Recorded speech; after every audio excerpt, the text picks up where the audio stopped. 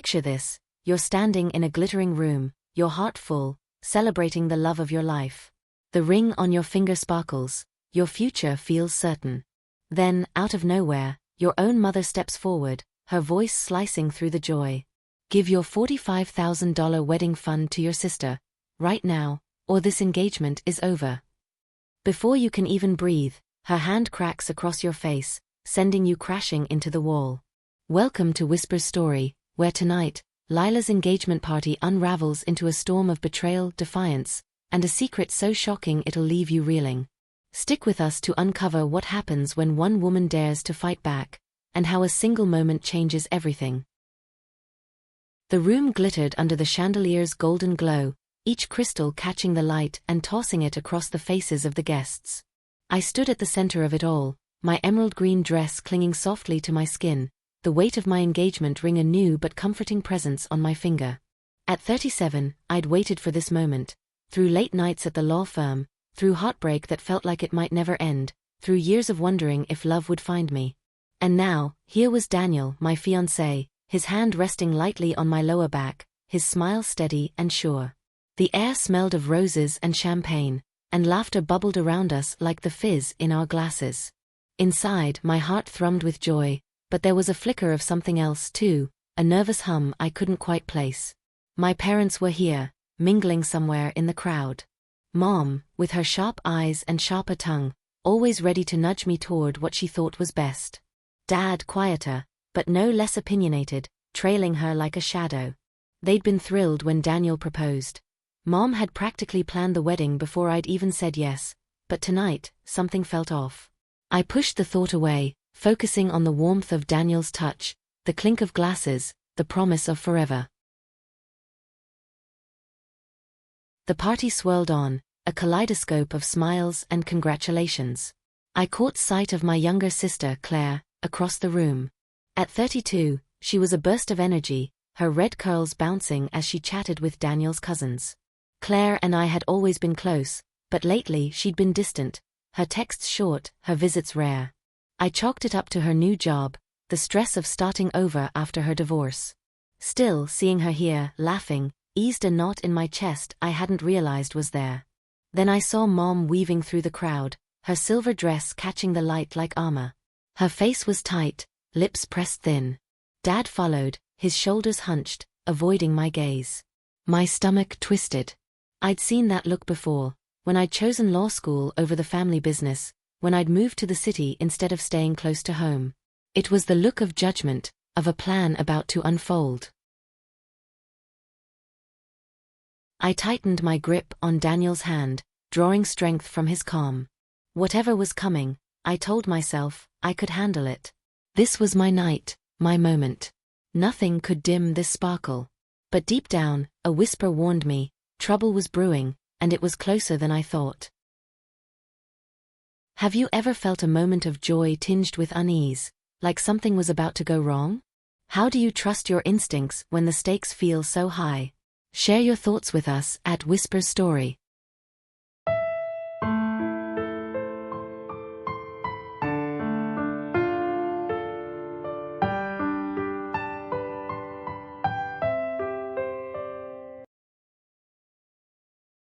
The party hummed along, but my eyes kept darting to Mom as she moved closer, her steps deliberate, like a predator circling. I tried to focus on the guest in front of me, Daniel's aunt, gushing about the venue, but my pulse quickened, a drumbeat I couldn't ignore. The air felt heavier now, thick with something unspoken. I glanced at Claire again, hoping for a reassuring smile, but she was staring at the floor, her hands twisting the strap of her purse. Then Mom was there, standing too close, her perfume sharp and overwhelming. Her voice cut through the chatter, loud enough to make heads turn. Lila, we need to talk. Now. No warmth, no softness, just a command. I froze, my smile faltering. Daniel's hand tightened on mine, a silent question, but I shook my head slightly. I could handle this. I had to. She didn't wait for me to respond, her words spilling out like a flood. Your sister needs you. Claire's struggling. Her divorce, her debts. You've got that $45,000 wedding fund, Lila. Give it to her. Tonight. Or this engagement. It's off. The room seemed to tilt, the lights too bright, the voices too loud. I blinked, trying to process the ultimatum, the absurdity of it. My wedding fund, money I'd saved for years, scrimping through lean times, was mine. For my future. For Daniel and me. I looked at Claire, expecting her to protest, to say this was crazy. But she just stood there, eyes glistening, not meeting mine. Betrayal stung deep, a blade I hadn't seen coming. Mom's hand was on my arm now, her grip tight, her face a mask of certainty. You've always been selfish, Lila, she said, softer now but no less venomous. Don't prove it tonight. Selfish? The word hit like a slap, echoing through years of sacrifices. Staying up late to help Claire with her college essays, giving up weekends to care for Dad after his surgery, biting my tongue when Mom's criticism cut too deep. I opened my mouth to argue, to defend myself, but before I could, her hand flew up. The crack of her palm against my cheek was deafening, a shock that sent me spinning. My shoulder hit the wall, pain blooming sharp and hot. The room gasped, a collective inhale, but I barely heard it. All I felt was the sting, the humiliation, the rage.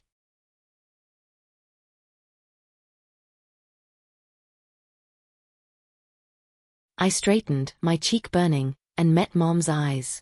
They were wide, shocked at her own action, but unyielding. Something snapped inside me, not fear, not hurt, but defiance. I leaned in, my voice low and steady, each word a promise. You're about to get a surprise you'll never forget. Her face faltered, uncertainty flickering, but I didn't wait for her response. I turned, my gaze sweeping the room, landing on Daniel. He was already moving toward me, his jaw tight, but I held up a hand. This wasn't his fight. Not yet. When someone you love crosses a line, how do you decide whether to forgive or fight back? What's helped you stand your ground in a moment of betrayal? We'd love to hear your stories at Whisper Story.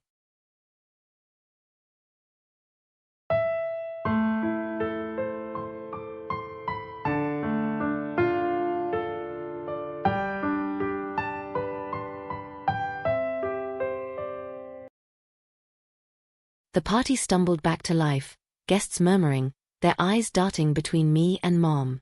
I felt their stares like pinpricks, but I kept my head high, my cheeks still throbbing.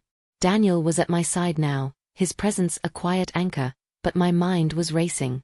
Mom's ultimatum, her slap, Claire's silence, they weren't just personal. They were part of something bigger, a pattern I'd ignored for too long. My family's sense of entitlement, their belief that my choices should bend to their needs. I'd spent years trying to keep the peace, but peace wasn't what they wanted. They wanted control. I excused myself, slipping into a quiet hallway, the party's noise fading to a dull roar. My reflection stared back from a gilded mirror, cheek red, eyes fierce. I wasn't the girl who'd left home at 22, eager to prove herself. I was a woman who'd built a life, a career, a love worth fighting for. And I wasn't giving it up. Not for Mom's guilt trips, not for Claire's struggles, not for anyone. My phone buzzed in my clutch, Daniel, checking on me.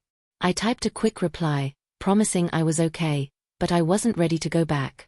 Not yet. I needed a plan, something to flip the script, to show Mom she couldn't bully me into submission. And then it hit me, Daniel's dad Richard. He'd arrived late, his flight delayed, but he was here now, somewhere in the crowd. Richard, with his quiet authority and a past tangled with my family's in ways Mom thought I'd forgotten. She'd always flinched at his name, her confidence wavering. I didn't know the full story, just whispers of old debts, favors owed, secrets buried deep. But tonight, I'd use it. I straightened, smoothing my dress, my resolve hardening. Richard could walk into that room and shift the balance, remind Mom she wasn't untouchable. I didn't need to know every detail to know it would work. Her reaction would be enough. Her shock, her retreat. I texted Daniel, asking him to find his dad, to bring him to the main hall. My fingers trembled, but not with fear. With purpose. Back in the party, I felt the shift before I saw it.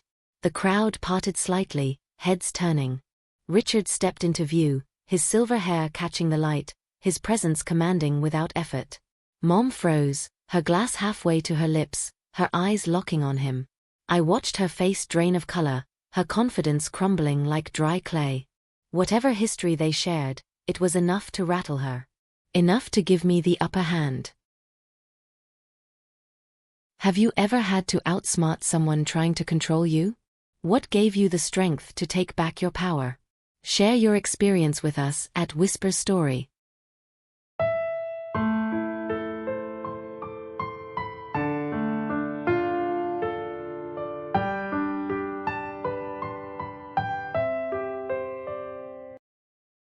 Richard's arrival was like a stone dropped into a still pond, ripples spreading, unsettling everything.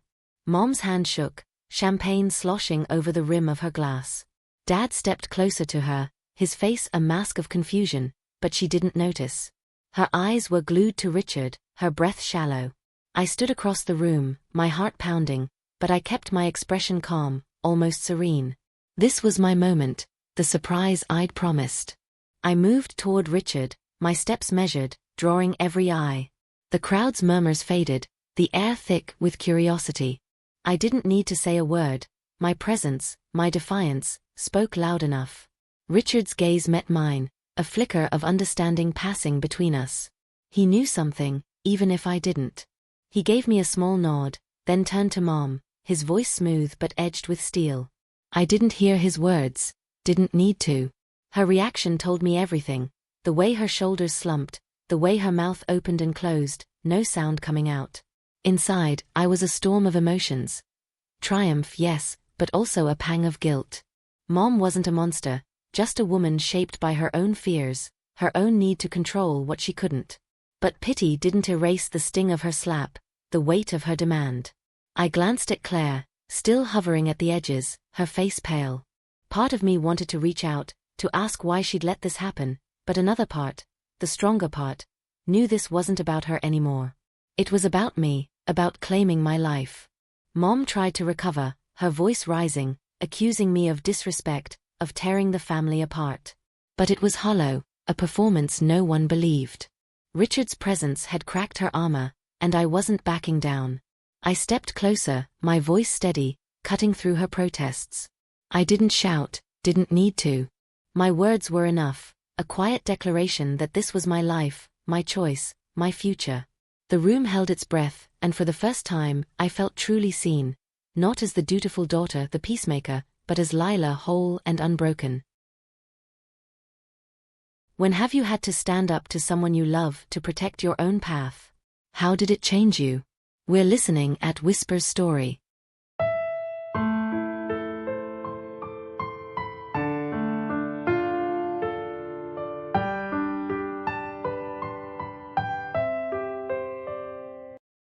The party didn't end with a bang, but with a quiet unraveling. Mom left early, Dad trailing her, their silence louder than any argument. Claire stayed, but we didn't speak, not yet. I wasn't ready, and maybe she wasn't either. Daniel found me later, his arms pulling me close, his warmth easing the ache I hadn't let myself feel. The guests drifted away, the lights dimmed, but I felt lighter, like I'd shed a weight I'd carried too long. In the days that followed, I replayed the night. Mom's slap, Richard's arrival, my own voice rising above the chaos. I'd expected to feel anger, maybe regret, but instead, there was clarity. I'd spent years dodging my family's expectations, bending to keep them happy. No more. I started small, setting boundaries, saying no without guilt. Claire reached out, tentative, and I listened, but I didn't rush to fix her problems. She'd have to find her own way, just as I was finding mine. Daniel and I planned our wedding, not with the $45,000 fund. Part of it went to charity, a quiet rebellion against Mom's demands, but with intention, every choice ours. I thought about privilege, how my savings gave me options Claire didn't have, how Mom's desperation reflected a world that pitted us against each other. Justice wasn't just about my family, it was about seeing the bigger picture, about building a life that didn't just serve me. I wasn't perfect. Some nights doubt crept in. Had I been too harsh, too quick to judge? But then I'd remember the sting of Mom's hand, the fire in my own voice, and I'd know I'd chosen myself. And that was enough. What's one boundary you've set to protect your own happiness? How has it shaped your life? Share with us at Whisper Story.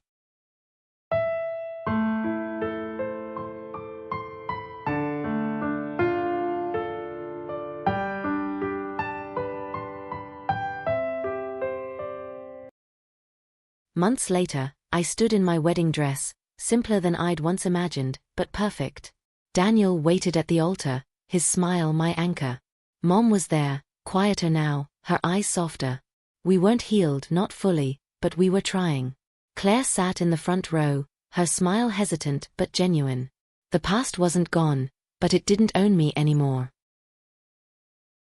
I looked out at the faces around me, at the life I'd fought for, and felt a peace I hadn't known was possible. This wasn't the end of my story, just a new chapter, one I'd write on my terms. Lila's story isn't just about one chaotic night. It's about the courage to claim your own life, even when those closest to you try to tear it apart. That slap, that ultimatum, that defiant stand, they're reminders that sometimes, the hardest battles shape who we become. What would you have done in Lila's shoes? At Whisper Story, we dive into tales like these, raw, real, and unforgettable, to spark conversations that matter. If this moved you, hit that subscribe button and join our community. Share your thoughts below, and let's keep the whispers going. Until next time, stay bold, stay true.